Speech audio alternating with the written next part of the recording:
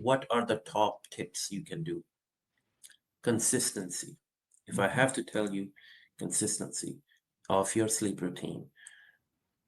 What you're eating is important.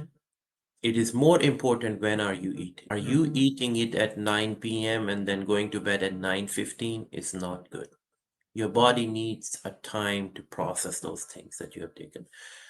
Avoid too much starch or heavy sugary products, processed products closer to bedtime. Avoid snacks. You're eating ice cream, you're watching Netflix, and then you're going to bed. It's not good.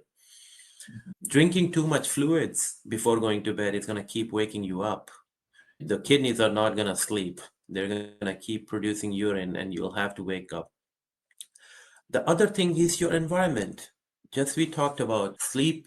Make some rituals before sleep. You need a dark, cold, and quiet environment. I don't want you to be a 30-degree freezing room, but an optimal temperature, 65 to 70 degrees, that induces sleep better, that relaxes your body. Wind down, do some breathing exercises. Keep your time for yourself. Avoid light.